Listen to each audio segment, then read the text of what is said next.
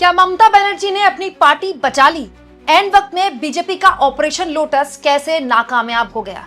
ममता बनर्जी ने अपने मात्र 2 सांसदों के बूते, जी हां, मात्र 2 सांसदों के बूते कैसे ऑपरेशन लोटस पर फिलहाल के लिए पानी फेर दिया है। दोस्तों, ममता बनर्जी, इसमें कोई दो राय नहीं कि जब से चुनाव हारी है तब से उनके लिए मुश्किलों पर मुश्किल खड़ी हो गई। लेकिन सबसे बड़ी मुश्किल उनके सामने तब खड़ी हुई जब उनके पहले विधायक और उसके बाद सांसद ऐसे टूटे जैसे ताश के पत्तों की तरह बिखर गए। सबसे ज्यादा हैरानी सायोनी घोष जैसे लोगों के नाम सामने आने के बाद हुई। मतलब सायोनी घोष, जो अभी 1.5-2 महीने पहले तक ममता बनर्जी के नाम की माला जपती थी, वो भी भाजपाई होने के लिए इतनी ललायत थी कि एयरपोर्ट पर जीन्स टॉप में दिखी, मुंह छुपाते हुए। तो क्या वाकई में ममता बनर्जी की पार्टी तोड़ना इतना आसान है, या फिर ममता बनर्जी ने एन वक्त में बड़ा खेल कर दिया है? एक तस्वीर, एक खबर आपके सामने रखनी जरूरी है दोस्तों। क्या आपने कभी सोचा, मतलब खुद सोचिए, लगातार पिछले 1 हफ्ते से ऊपर का वक्त हो गया है, यही खबरें चल रही हैं कि 19 सांसद तो कभी 20 सांसद, ये कभी भी पार्टी छोड़ सकते हैं। ओम बिरला को लेटर थमा सकते हैं कि हम असली टीएमसी हैं, हमें एनडीए को समर्थन देना है। ऐसी लिस्ट भी चल गई, बकायदा ऐसी लिस्ट आपने भी देखी होगी जिसमें तमाम सांसदों के नाम हैं। लेकिन कभी भी ये ऐसा करते भी नहीं दिखाई दिए। उसकी वजह यह है दोस्तों कि जो 19 या तो फिर कभी 20 सांसदों के नाम होने के दावे किए जा रहे हैं, उनमें से कईयों ने पलटी मार ली। दोस्तों, ये पूरी कहानी कैसे रंग लाई और आखिर वो 2 सांसद कौन थे जिनको एन वक्त में ऐसा लगा कि ममता बनर्जी मनाने में कामयाब हुई और ऑपरेशन लोटस फिलहाल के लिए उस पर पानी फिरता दिखाई दे रहा है। और आसान भाषा में आपको समझाती हूँ। दरअसल दोस्तों, हुआ क्या कि टीएमसी की एक लिस्ट आई जिसमें काकोली घोष, जिनकी अगुवाई में ये सब कुछ हो रहा है, जिन्होंने सबसे पहले इस पूरी चर्चा को हवा दी। बकायदा वो कहने लगी कि मेरे पास लिस्ट है, मैं चाहूं तो नाम भी बता सकती हूँ जो बागी हो गए। काकोली घोष ममता बनर्जी की बहुत ही पुरानी सहयोगी हैं। तब से ममता बनर्जी को जानती हैं, जब से ममता बनर्जी की शुरुआती साथी हैं। काकोली घोष ने ही इस पूरी अगुवाई की, इस पूरे टीएमसी सांसद तोड़ो अभियान को लेकर। तो काकोली घोष का नाम तो इसमें था ही, शताब्दी रॉय का नाम था, बापी हल्दर का नाम था, शर्मिला सरकार का नाम था, और इसके अलावा भी बहुत सारे लोगों के नाम थे। इसमें यूसुफ पठान का भी नाम था और सायोनी घोष का भी नाम था और शत्रुघ्न सिन्हा का भी नाम था। लेकिन इस पूरी कहानी में ट्विस्ट तब आया दोस्तों, जब एन वक्त में शत्रुघ्न सिन्हा और दीदी की एक और सहयोगी प्रतिमा मंडल ने कह दिया कि हम तो दीदी के साथ हैं। शत्रुघ्न सिन्हा ने तो कह दिया कि हम तो ममता बनर्जी के साथ थे, हैं और रहेंगे। ममता बनर्जी ने मेरा मुश्किल में साथ दिया, अब उनका साथ देने का वक्त है। मैं किसी भी हाल में टीएमसी छोड़कर नहीं जाऊंगा। जिन्होंने मुझे ऑफर दिया उनको भी साधुवाद, भाजपा के जो लोग हैं उनको भी साधुवाद, लेकिन फिलहाल मैं जहां हूं वहीं ठीक हूं। शत्रुघ्न सिन्हा ने अपने आप को उस लिस्ट से बाहर मान लिया। और तो और प्रतिमा मंडल, जिनका नाम बताया जा रहा था इस लिस्ट में, उन्होंने भी कह दिया कि दीदी के साथ हूं, मैं तो दिल्ली गई नहीं, मैं तो बंगाल में संगठन की मीटिंग्स में हिस्सा ले रही हूं, मेरा नाम कहां से आ गया? कौन है वो लोग जो मेरा नाम लिख रहे हैं लिस्ट में? दरअसल दोस्तों, काकोली घोष, जिनकी अगुवाई में सब कुछ हो रहा है, उनके लिए माना जा रहा है कि ये ही बीजेपी के संपर्क में आई सबसे पहले। और बीजेपी का केंद्रीय जो आला कमान है, ये उनसे तब से संपर्क में है जब चुनाव हुए भी नहीं थे। इनको जिम्मेदारी दी गई थी कि बस इधर चुनाव होते हैं और बीजेपी के जीतते ही आपने इस अभियान में लग जाना है, लोकसभा सांसदों के तोड़ने के अभियान में। इसीलिए इतनी जल्दी जो ये टूट हुई है ना, उसका सबसे बड़ा रीजन यही है कि ये ऑपरेशन लोटस वाला अभियान जीत से पहले ही चल रहा था। काकोली घोष को ये जिम्मेदारी दी गई थी। काकोली घोष ने जिम्मेदारी सलाखों पर रखी और उन्होंने इन सांसदों से बात करने की शुरुआत कर दी। दोस्तों, आपको याद होगा कि कुछ दिन पहले खबर आई, भूपेंद्र यादव, केंद्रीय मंत्री भूपेंद्र यादव के घर 13 सांसद टीएमसी के मुलाकात करने गए। बकायदा उनकी फोटो भी आ गई थी, बट वो 13 ही थे। अब है क्या, पेच क्या है दोस्तों? 28 लोकसभा में सांसद हैं, ठीक है, टीएमसी के पास। अब जादुई आंकड़ा जो 2/3 का है, जिसके बिना टीएमसी टूट नहीं पाएगी, वो है 19 का। तो ये 19 जो सांसद हैं, ये पूरे नहीं हो पा रहे हैं। भूपेंद्र यादव के घर भी 13 सांसद ही गए।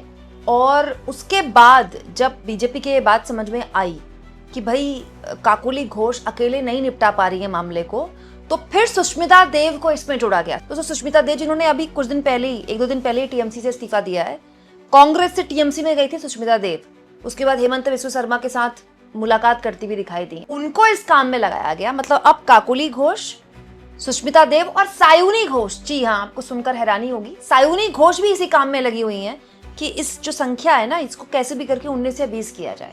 लेकिन अभी फिलहाल जो तीनों हैं, सायुनी घोष, काकोली घोष और सुष्मिता देव, ये इस संख्या को पूरा नहीं कर पा रही हैं क्योंकि 2 सांसदों ने पलटी मार ली है। कौन? प्रतिमा मंडल और शत्रुघ्न सिन्हा। इसके अलावा जो बाकी सांसद भी है ना, वो वेट एंड वॉच में है। दोस्तों, इस बीच सुनील बंसल, जो कि संगठन के बड़े नेता हैं बीजेपी के और बड़े खास माने जाते हैं केंद्रीय आलाकमान के, उनको कोलकाता भेजा गया है ऑपरेशन लोटस को अमली जामा पहनाने के लिए। सायुनी घोष भी कोलकाता चली गई हैं तमाम सांसदों को मनाने के लिए। तो बीजेपी ने अपने बड़े नेताओं को काम पे लगा दिया है, सुनील बंसल को। अब सुनने में आया कि काकोली घोष को करीब 3 से 4 दिन का टाइम दिया गया है कि 3 से 4 दिन में आप जो भी आपकी संख्या है फाइनल बताइए कितने सांसद आप जुटा पाई हैं।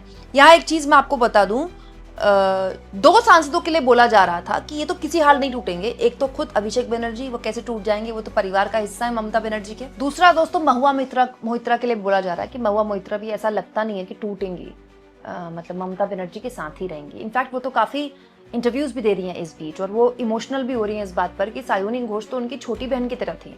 सायुनी घोष और वो मतलब बहुत टाइम साथ बिताते थे, फोटोज भी शेयर किया करते थे। तो महुआ मोइत्रा काफी बोल भी रही हैं। दोस्तों, इन 2 सांसदों के अलावा काकोली घोष का यह दावा था कि सारे सांसद टूटने के लिए ललायत हैं, लेकिन ऐसा हुआ नहीं। अच्छा, कल्याण बनर्जी जैसे लोग भी इस बीच काफी अग्रेसिव हो गए, खुलेआम अभिषेक बनर्जी के खिलाफ बोलने लगे, उनको चीफ व्हिप बनाए जाने के बाद भी। लेकिन वो ममता बनर्जी के खिलाफ नहीं बोल रहे हैं। अब देखिए, कोई भी सांसद जो छोड़कर गया है वो ममता बनर्जी के खिलाफ खुलकर नहीं बोल रहा है। ममता बनर्जी चुनाव भले ही हार गई हों, लेकिन उनके पास वो 80 सीटें लेकर आई हैं। वो अभी भी एक ब्रांड है और महिला होने का एक राजनीतिक फायदा, ऊपर से आप एक लीडर रही हैं 15 साल तक, तो जाहिर तौर पर मतलब कोई भी नेता नहीं चाहेगा ना कि वो अपने सबसे बड़े लीडर को धोखा देता हुआ दिखाई दे। तो कोई भी सांसद ना खुलकर ममता बनर्जी के खिलाफ नहीं बोल रहा, हर कोई अभिषेक बनर्जी के खिलाफ बोल रहा है। ये भी हो सकता है कि ममता बनर्जी अभिषेक बनर्जी को सारे पदों से हटाकर फिलहाल जो लोकसभा के सांसद हैं जो टूटने की कगार पर हैं, कभी भी खबर आ सकती टूट गए, उनको शांत कर दें। मजे की बात यह है दोस्तों कि कल्याण बनर्जी के इस गुस्से को अभिषेक बनर्जी ने सराखों पर बिठाया और कहा कि वो मेरे सीनियर हैं, उन्हें बोलने का अधिकार है। और उनकी ये बात सुनकर अब कल्याण बनर्जी कह रहे हैं कि वो तो मेरे बेटे जैसे हैं। बड़ा खतरा देश के आगे ये है कि लोकतंत्र खतरे में है। मतलब वो कल्याण बनर्जी जो 48 घंटे पहले तक ममता बनर्जी को बागी तेवर दिखा रहे थे, अब अभिषेक बनर्जी को अपना बेटा बता रहे हैं। मतलब कल्याण बनर्जी भी बागी होते होते वापस ममता बनर्जी के खेमे में आ गए।